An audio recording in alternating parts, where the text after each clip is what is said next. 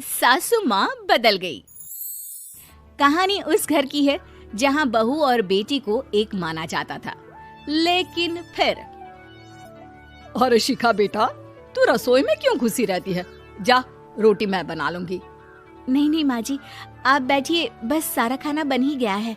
श्वेता को बोल देती हूँ, वो खाना लगा देगी सबका।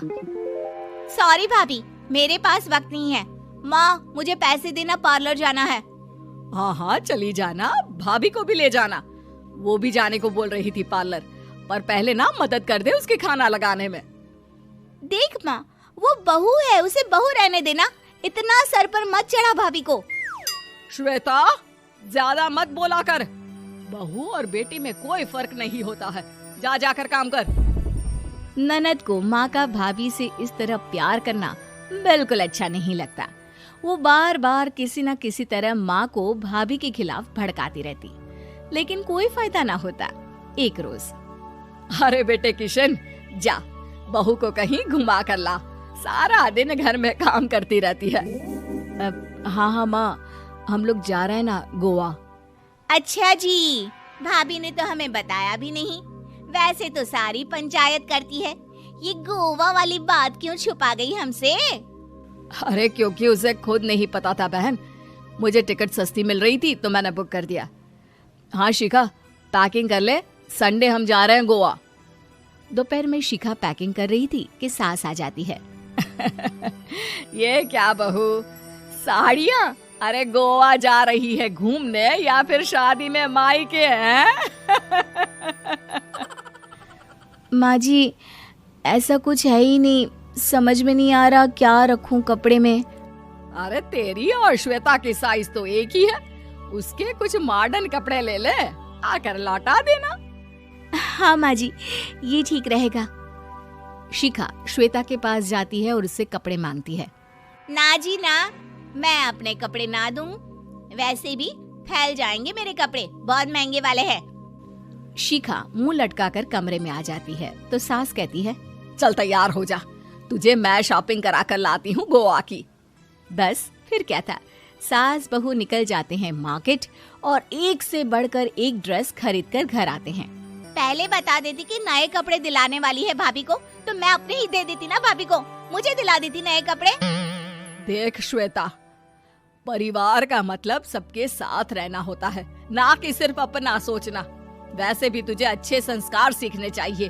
और रही बात कपड़ों की, तो शिखा, आज से घर पर भी तू मॉडर्न कपड़े ही पहनेगी। कोई जरूरत नहीं है ये साड़ी वाड़ी लपेटने की। अब क्या था, घर पर श्वेता और शिखा एक जैसे रहते। एक बार पड़ोसन आती है। अरे बेटा, अपनी माँ को तो बुलाना, जरा बात करनी है।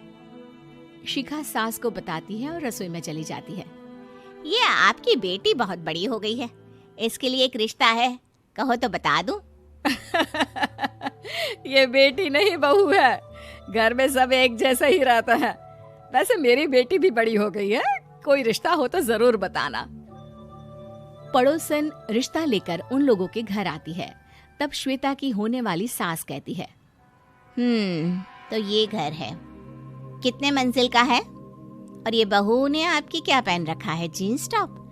अरे भाई, साड़ी वाड़ी नहीं है क्या इसके पास? देखिए, सर्दी है तो साड़ी में बहू कैसे मैनेज करती, वैसे पहनती है साड़ी भी।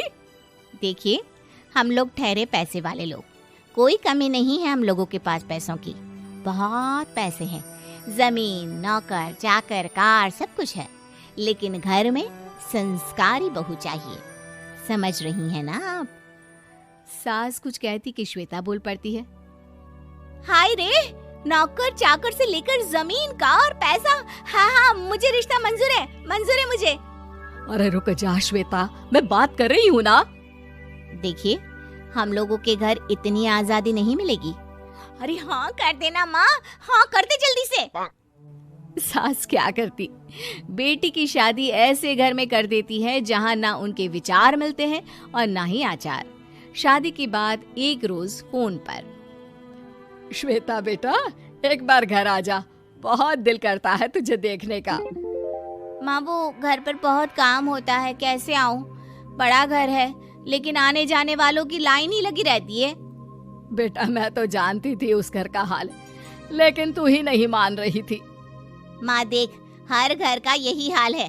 तेरी बेटी को यहाँ घूंघट हटाने की परमिशन नहीं है और एक तरफ भाभी स्कर्ट पहनकर घूम रही है। बेटा मुझे क्या पता था कि मेरी बेटी को ससुराल के नाम पर पिंजरा मिल जाएगा। अच्छा माँ, फोन रखती हूँ, सास को गर्मा गर्म रोटी खिलानी है। तुम लोगों की तरह नहीं कि एक रोटी बनाओ, एक सब्जी बनाओ, फिर सारा दिन फ्री होकर घूमो। सास फोन तो रख देती है, लेकिन सोच में पड़ जाती है कि एक तरफ बेटी जिसे कोई आजादी नहीं, वहीं दूसरी तरफ बहू जिसे देखकर लगता ही नहीं कि उसकी शादी भी हुई है। अगले रोज। शिखा, अरे ओ शिखा। हाँ माँ, क्या हुआ? कुछ चाहिए आपको? मैं जिम जा रही थी। जिम के कपड़ों में बहू को देखकर सास को घूंघट में अपनी बेटी का ख्याल आता है। देख बहू, घर में बहू की तरह रहा कर। इतने टाइट कपड़े पहनकर जिम जाना पसंद नहीं मुझे। जा जाकर रोटी बना। रोटी? माँ अभी तो शाम की 6 बजे हैं, इस वक्त रोटी? अब क्या मेरे खाने पीने पर भी पहरा है? अरे जब मर्जी तब मैं अपने घर में खा भी नहीं सकती क्या? बहू को अजीब लगता है। वो समझ नहीं पाती कि जो सास कल तक इतनी सपोर्टिव थी, उन्हें अचानक से क्या हो गया। वो किचन में जाती है, गरम रोटी के साथ 2 तरह की सब्जी, रायता, सलाद सब लेकर सास के पास आती है। माँ जी, खाना। इतना सारा खाना? राक्षस समझा है क्या मुझे? रोटी मांगी थी मैंने गर्मा गर्म बस। पर माँ जी, रोटी खाती किससे आप? सब्जी तो बनानी थी ना। अरे भूख मर गई मेरी तेरी बहस से। जा जाकर काम कर, अंदर पूरी रसोई साफ कर। बहू अंदर चली जाती है। थोड़ी देर में श्वेता घर आती है।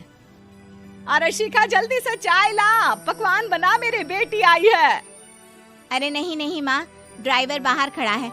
मैं तो घर का कोई सामान खरीदने के बहाने यहाँ आ गई हूँ, मुझे जाना होगा। अरे बेटा, पर कितने दिनों बाद देख रही हूँ तुझे, रहने आ जाना 2-4 दिन के लिए। आ जाऊंगी माँ, जब मेरी सास मरेगी तब। मैं तो रोज मन्नत मानती हूँ कि मेरी सास मर जाए तो अच्छा है। अच्छा चल, जा रही हूँ माँ। हे भगवान, कैसे कैसे दिन देखने पड़ रहे हैं मेरी बेटी को। सास अंदर जाती है, जहाँ श्वेता की जिम वाली सहेली का फोन आया होता है। क्या बात है, आज जिम नहीं आई? अरे पता नहीं यार, आज माँ को क्या हो गया अचानक। पर खैर कोई नहीं, लगता नहीं कि मैं अब जिम आ पाऊंगी। शिखा स्पीकर पर बात कर रही थी, जिसे सास सुन रही थी। यार ये सास ना होती ही ऐसी है। मैं तो कहती हूँ बुढ़िया जल्दी मरे और तू आराम से जिए। शिखा को सहेली की बात पर गुस्सा आ जाता है।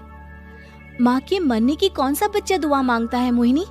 आगे से ऐसी बात मेरे सामने मत करना। हमारे घर की शोभा ही माँ है। क्या हुआ जो थोड़ी सख्ती दिखा रही है? उसमें भी कोई ना कोई उनकी भलाई ही होगी। मैं तो कहती हूँ भगवान मेरे जैसी सास सबको दे, जो सिर्फ माँ की तरह है। सास वाली तो कोई बात ही नहीं है उनमें। सास ये बात सुन रही थी। उनकी आंख में आंसू आ जाते हैं कि क्यों वो बेटी की किस्मत में बहू को भी भागीदार बना रही थी। शिखा, अरे ओ शिखा, क्या हो गया?